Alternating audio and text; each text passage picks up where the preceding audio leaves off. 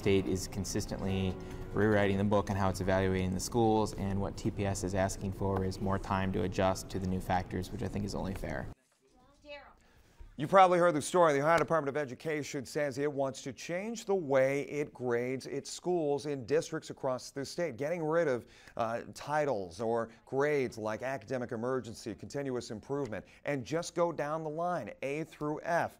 We are so glad to have some members of United North here with us. Terry Glazer, CEO, also Beth Lewandowski. She is the president of United North. But more importantly, not on this table, but just in this subject, Amelia Ramirez is the principal of Woodward High School. We said before, I'm not looking for you to speak for the district. Obviously, we saw Dr. Pecco came out a couple of days ago, in fact, a week or so ago, put an op-ed piece in the Toledo Blade saying this is not fair. It's not fair to do this mid-year to change these grades because the story goes, if they were to do this, TPS is one of 2 districts around the state that gets an F. Right, and many. What is coming out is there's 300 districts that were rated excellent. Based on this new formula, 22 will only be excellent. So there is not. It's not that or get schools, that A. Right. Yeah. It's not that schools are declining or lower test scores. It's just they're changing the rules of how they're scoring it. So the reason really hasn't come out to play why ODE is saying that, but they're just coming out with this new formula. But it doesn't reflect any of the changing in the schools. You know, in his piece, he said 2011 district report card used simulation notes at 3/5 of the student, nearly 16,000 kids in some 24,000 students, I think overall, performed at a proficient, accelerated, or advanced level based on scores on state-administered tests, and only a quarter of the TPS students performed at what was a basic level, demonstrating some understanding of textual information, the ability. Is a quarter still too much for just being at the basic level, or is that just understood that's going to happen in a public urban district? We always expect more, and we always want more. I mean, that is why we're having a transformation plan. That's why schools are tying up with community agencies, why we're working with United Way, why we're working with everybody to improve schools. So we're always on the cusp of we can do better, we want to do better, we're going to do better. One of the things that I asked you before we came out was we have seen the facade change on many of these schools. Woodward, brand new facility. In fact, I can remember the piece we did when Jamie Farr was walking through the school when was it last year he was here and was taking a tour through the school. Just a gorgeous facility. So just from sheer aesthetics, is that improving the district? What came first, the chicken or the egg, is always a statement. Right. $30 million building. I just met with the architect about building the stadium, to bring our sports and our facilities back up to par. So we're in the process of doing that. What that does is it allows the schools to tie in. How far down the road is that? Well, we're building over the summer. Right now they have demolished the old building, and we're going to start on the new phase of the parking lot and to build the stadium. We're hoping to have it completed by November. No kidding. The stadium, so our fall sports will not be able to participate, will not be able to play at the field this home, but next year, 2013. Anyway, you were talking chicken or the egg. Chicken or the egg. What came first? Is it the building of the schools? Is it schools that help the district? Is it the community, or community helps the schools?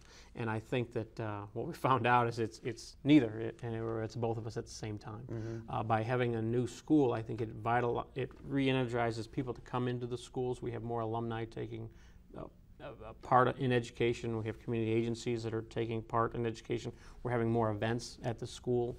I don't know if is it because of the old school, or is it because of our ties and connections with what we've been doing with United North in One Village area? The other thing too, and you brought up just from a disciplinary standpoint, and that's a huge factor as far as the school day is concerned, and you guys have seen improvement there. Anecdotally, I mean, I could show you the numbers. Well, we do have numbers on suspension rate and decreased police reports that have been filed due to the school.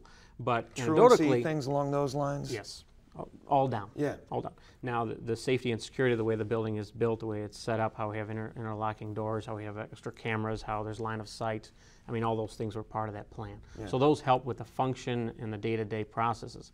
But what the bigger effect is the image, the schools, the way the kids feel. You know, when we do surveys, right. It's much more positive, and we have more school spirit. And there are a few elementaries we want to point out as well that are getting some upgrades as well. Yes, we're all part of that OSFC funding project for new schools and new neighborhoods, and how we tie into improving the neighborhoods. So I know one village and Terry Glaze has worked on building homes to associate with those schools. So that helps everybody. Beth, 40 years in the district and looking at kind of that chicken or egg mentality, what do you think's making the difference as far as seeing improvement at schools like Woodward?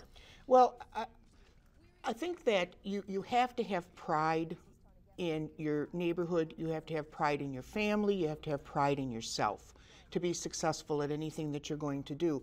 And once you can build that pride, I think you're going to see definite turnarounds and changes. And I think that's what we're all working for that, whether it's United North, whether it's TPS, United Way, One Village Council, Friendly Center, whatever it is in the neighborhoods, the Blocky Senior Center, we're all working for the same thing, and that is to change the way people feel about themselves and their neighborhood.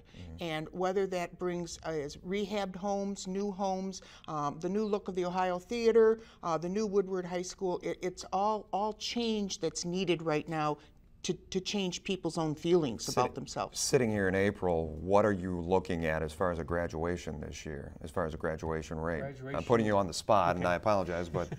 Yeah, it's interesting you mentioned that, because the new rating too shows a drop in graduation rates based on how they calculate it, based on a cohort formula. Right now... So you're saying it's wrong the way they're doing it? Right now, it's saying that in the state report card, we'll have an 83% graduation rate on our school report card. Next year, the formula, they're looking at a 33%. So in other words, it's just changing the way they calculate the numbers. Okay. So it's... And that 33 gives out a negative connotation. Correct. It's just like the report card, and they're changing it to the letters. It's not a... So in essence, it's saying it's, what, 67%?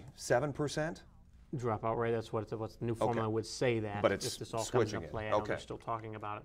So what we will have a graduation rate, we're probably graduating 130 kids this year. My enrollment is around 700 kids. Okay. So, and these kids will go to college. We have ties with Owens, Lords, Bowling Green, UT. We have many programs. And as a matter of fact, the initiative this year is to get every kid signed up and in that college. Mainly we're focusing on Owens right now as a base, and they can apply to other schools. So it's been a PR nightmare for the last few years as far as TPS is concerned, but you on the ground are seeing it turn around, specifically at Woodward. I don't want you to speak for the rest of the district. Yeah. One of our major initiatives is site-based management with United North, and you talked about what came first, chicken or the egg, whether it was a new building, whether it's revitalizing the neighborhood that came in. But we're looking at centralizing our control and bringing more community input in how Woodward is ran. Okay.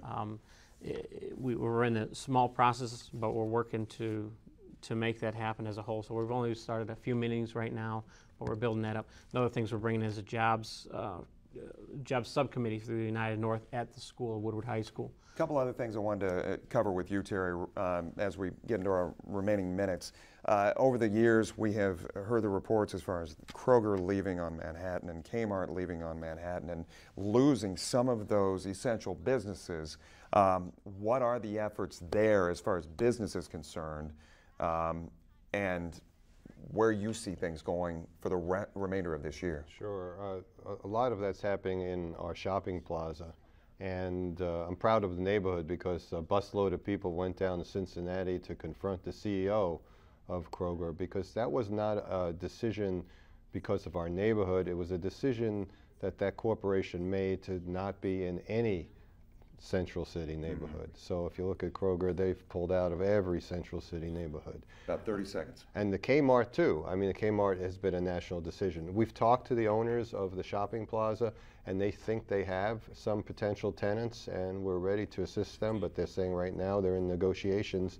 So we're cautiously optimistic that those businesses will be replaced with others. Well, continued good luck to all of you for your efforts. I appreciate you taking some time here on the Roundtable. Stay right there. We will wrap things up for this Sunday here on 13 ABC right after this.